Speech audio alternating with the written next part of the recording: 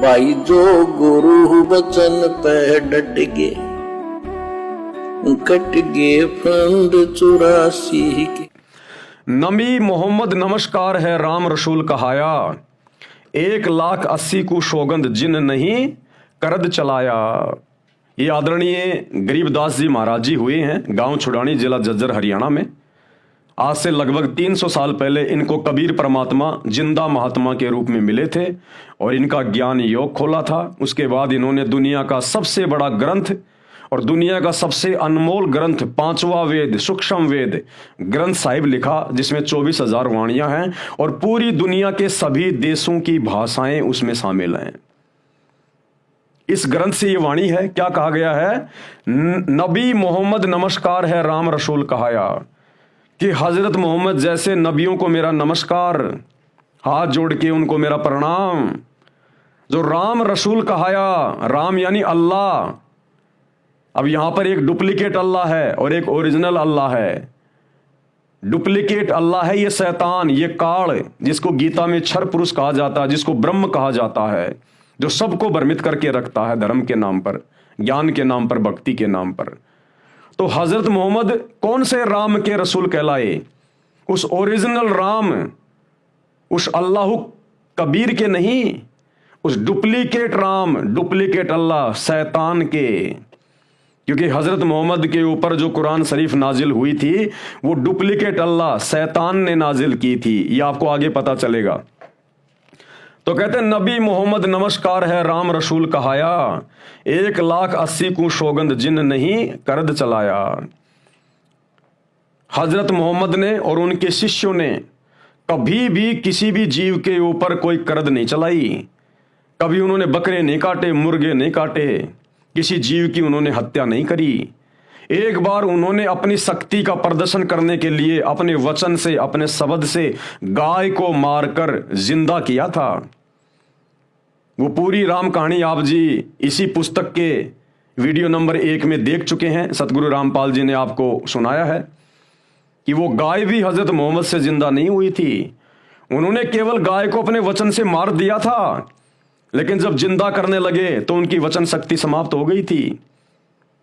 उसके बाद हजरत मोहम्मद जी ने उस ओरिजिनल अल्लाह, ओरिजिनल खुदा अल्लाह कबीर से रो रो के अर्ज करी गुफा में जाके, अल्लाह कबीर, अल्लाह कबीर, अल्लाह कबीर। ये नारा कहां से आया मुसलमान भाइयों के पास? अल्लाह कबीर, अल्लाह कबीर। हजरत मोहम्मद जी को वो अल्लाह कबीर मिला था, ओरिजिनल खुदा, और उन्होंने हजरत मोहम्मद जी को कलमा दिया था। कौन सा कलमा? ये अल्लाह कबीर, अल्लाह कबीर। लेकिन बाद में शैतान के दबाव में आकर हजरत मोहम्मद ने इस भक्ति को छोड़ दिया था। तो उस अल्लाह कबीर ने सूक्ष्म रूप में आकर फिर उस गाय को जिंदा किया और महिमा बन गई हजरत मोहम्मद की, क्योंकि वो अल्लाह कबीर सूक्ष्म रूप में उन्होंने गाय को जिंदा किया और महिमा बन गई हजरत मोहम्मद की। गाय को जिंदा करता हुआ दिखाई दे रहा था हजरत मोहम्मद। तो कहते हैं उन्होंने कभी भी किसी जीव के ऊपर कोई करद नहीं चलाया। हजरत मोहम्मद जैसे पाक नबी ने कभी मांस को छुआ भी नहीं, उन्होंने कभी मांस को खाया भी नहीं। अपनी शिक्षाओं में उन्होंने कभी भी किसी को मांस खाने का आदेश नहीं दिया। फिर ये वर्तमान के मुसलमान किस आधार से मांस खा रहे हैं? किस आधार से जीवों की हत्या कर रहे हैं?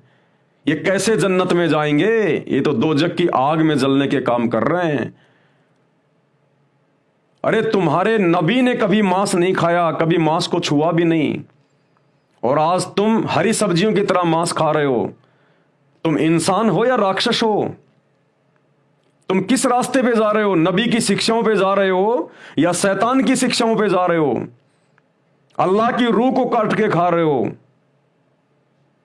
एक मांस दूसरे मांस को खा रहा है। यह तो कुत्ते और भेड़ियों का भोजन है, कुत्ते और भेड़ियों का भोजन। इंसान के लिए तो उस अल्लाह ने हरी हरी सब्जियां दी हैं, दुनिया भर के अनाज दिए हैं, फल फ्रूट दिए हैं, मेवे काजू किशमिश दिए हैं। उसके बाद भी हम इस पेशाबी गंद को खा रहे हैं, अपना शरीर खराब कर रहे, अपना आत्मा खराब कर रहे, और उस अल्लाह के हम दोषी बन रहे हैं। ये शरीर छोड़ने के बाद उस अल्लाह से हमारी मुलाकात होगी, क्या मुंह लेके जाओगे, क्या जवाब दोगे?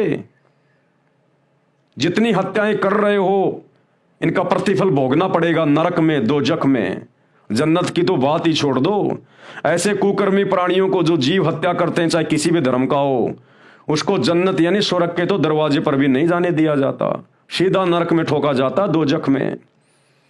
तो हजरत मोहम्मद जी ने कभी भी किसी जीव का ना मांस खाया, ना कभी किसी जीव की हत्या। जो गुरु बचन पे डट गे, कट गे फंद 84 के, कट गे फंद 84 के, कट गे फंद 84 के।